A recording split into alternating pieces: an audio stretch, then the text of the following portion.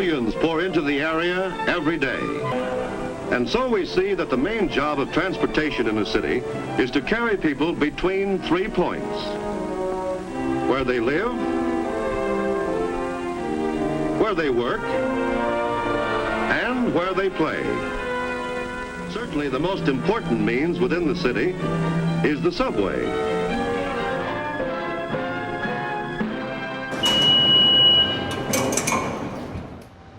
Oh boy.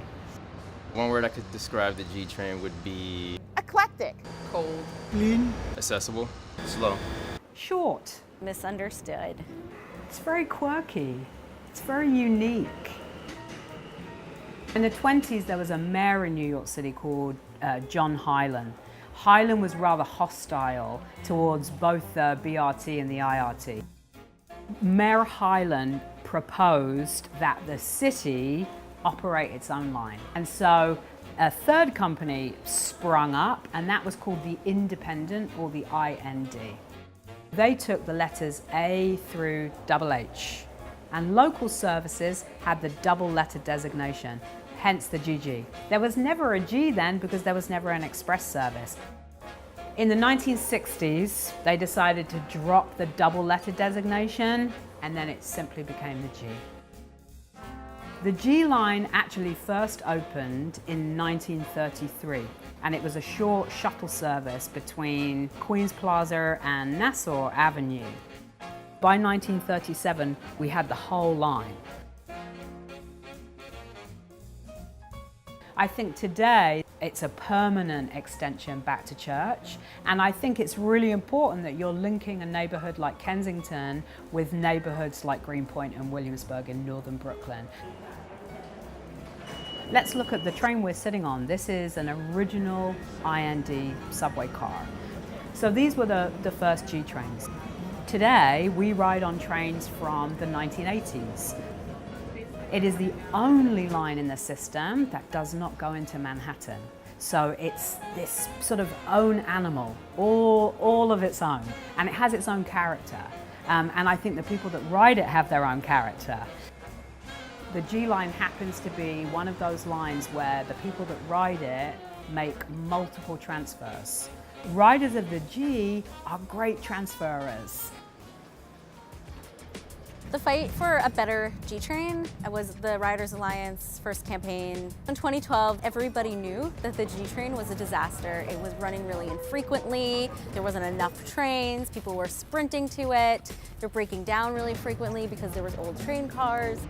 I've been a member of Riders Alliance since fall of 2012. They recruited me from a subway platform in Bedford-Stuyvesant, where I live. And it was really just at the right moment because I had gotten embedded in my neighborhood over those 5 years and was interested in ways in which I could contribute and give back. And I was also learning the frustrations of, and the joys, of living on the G train.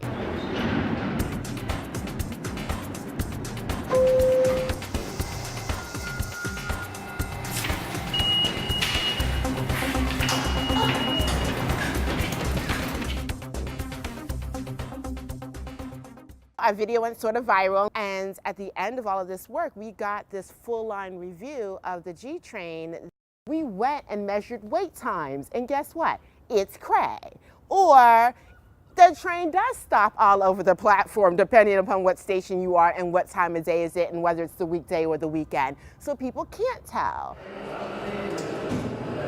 So the wins in our campaign were 25% more trains in the evening rush hour, which I think we all noticed, signs that say the G train stops here, and a commitment that the G train would stop in predictable places, weekday, weekend, whatever the time of day, and a commitment to do improved communication so that it would be easier to get information when you're on the platform. Once they were implemented a year after that campaign announcement, the average commuter could recognize and appreciate right away, and that you felt like your life was made better a lot of ways. From 2001 onwards, all G trains have been 4 cars long. They needed to increase how many trains that they could run at peak times, but they didn't have enough train cars. So what they decided to do was take a 6-car and sometimes an 8-car G train, and they decided to cut it back to 4 cars. The rest of the cars, all the spare cars that they used, just made more trains. So this is how they increased how many G trains they could have running. Well, it was my workout regimen for a long time, but I haven't been able to sprint in a while because I've really gotten the pattern of how it stops and those signs actually work. So it's been a while. I've had to switch to like yoga. Back when I was growing up on Park Slope, the G train was empty. And you can pretty much find the G train crowded at all times of day now. This is the Queensborough G train. Williamsburg, Greenpoint, Bed-Stuy, these are all growing neighborhoods. But really, even today, the G line probably accounts for less than 3% of subway ridership. I ride the G, cross town every day, going to work. It's the only way to finish my Sudoku. There's a subway line that all of the time everybody's always mocking. But that's just the words of the idiot herd, cause I think it's pretty rocking. You don't need Manhattan, 2 or 3 or 4. Just run down the platform, or they close the doors, take the G train. Runs a little slow, take the G train. Even though you're skipping Smith Street, I'm still gonna ride you daily. Even though you're stuck at Hoyt Street, all the other trains just fail me. It ain't nothing but a G train, baby.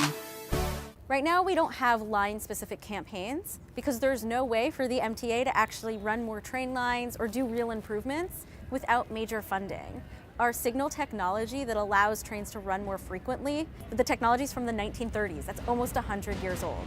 We lose jobs, we lose pay, fix the subway right away. I'm here today with my colleagues to announce a collaboration of 28 organizations and growing to fight to fix the subway. I would say the G train is, I think, the most special train in New York City. And I'm not just saying that because I live on it. I'll still think that even if I move to another neighborhood. And it's really because of that character of connecting two boroughs and not going through Manhattan. I think it gives it like just a special flavor that if anybody really wants to experience New York, they probably should experience the G train as well. Otherwise, they're missing out on something really special. G train forever.